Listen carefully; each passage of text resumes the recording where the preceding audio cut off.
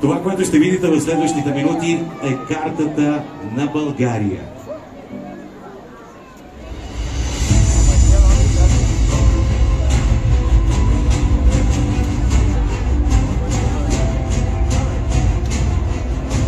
И това, което ще видите някъде там да свети, за него ще го познаете, е избраното преди 100 години място за изграждането на държавната военна фабрика в самия център на България.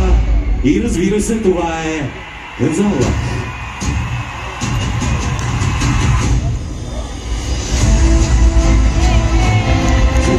Българския флаг с бяло, зелено, червено.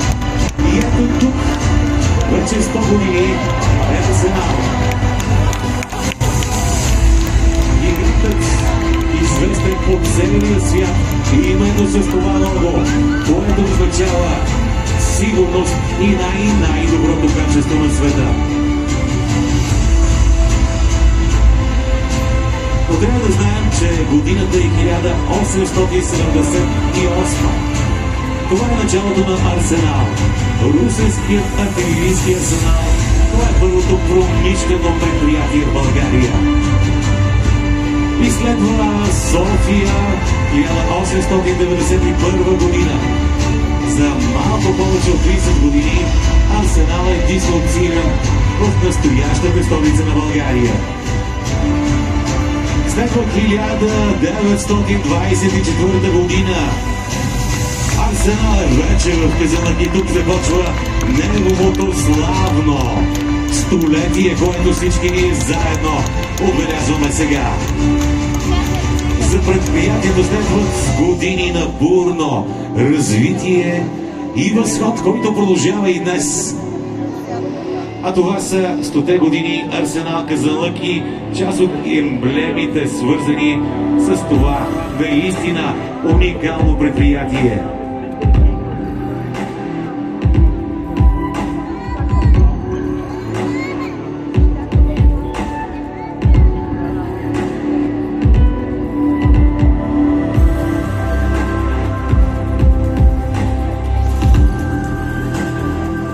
Години Арсенал Казанлък, именно те ни събират тук тази вечер, за да се гордеем с Арсенал и за да празнуваме заедно.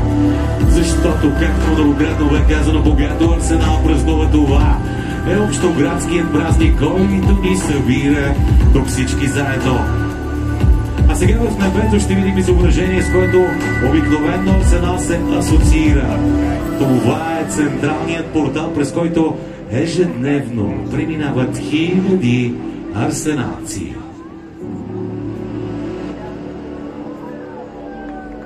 Може би сте забелязали, че той изглежда обновен, разбира се, за тази 100 годишнина, с уникални светещи елементи в един от символите на Арсенал, а именно неговият уникален портал.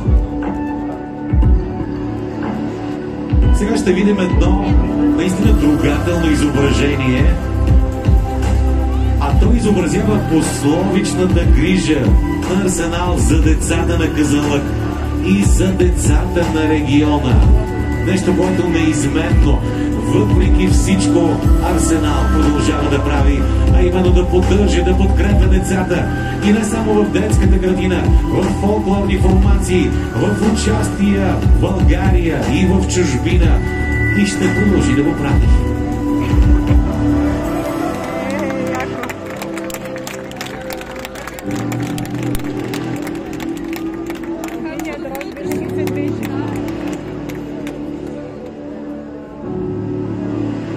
А сега към една добре позната сграда в Казанлък ще преминем с тези 200 светлини дрона в небето над Казанлък. Предполагам, веднага ще познаете, това е Домът на културата Арсенал, най-големият в областта и третият по големина в страната след фестивалния комплекс във Варна и Националния дворец на културата в София. Домът на културата Арсенал в Казанлък. Мястото, което събира казанлъчани за най-красивите, за най-очакваните, за най-веселите, за едни от най-важните поводи за града ни. сега към още нещо, което през годините Арсенал прави и продължава да прави и ще прави. Ще видите фигура на спортисти с купа. Защото спортът, традиционно развиващата се сфера, е част от феноменалната социална политика на Арсенал. Във всяка една сфера, във всяка една дейност, за хората се грижи Арсенал. И успехите и тези вдигнати купи, всички вярваме, че ще продължат да гледат там към небето.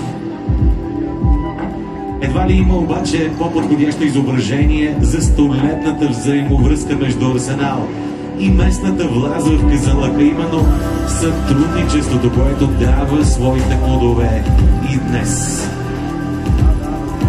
И да, това са сплетените ръце на връзката, на силата, на сигурността и на стабилността.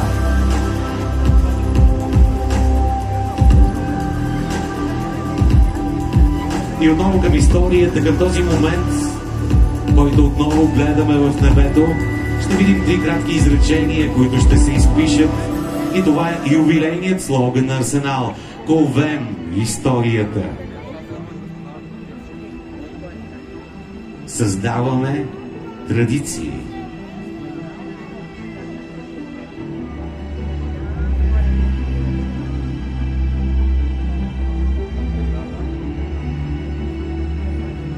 И градим бъдеще.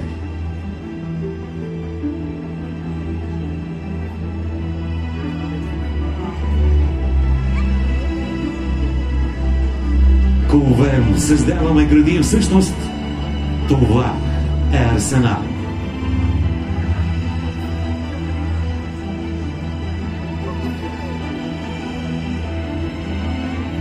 И тук, така както гледаме към небето, са и вашите аплодисменти.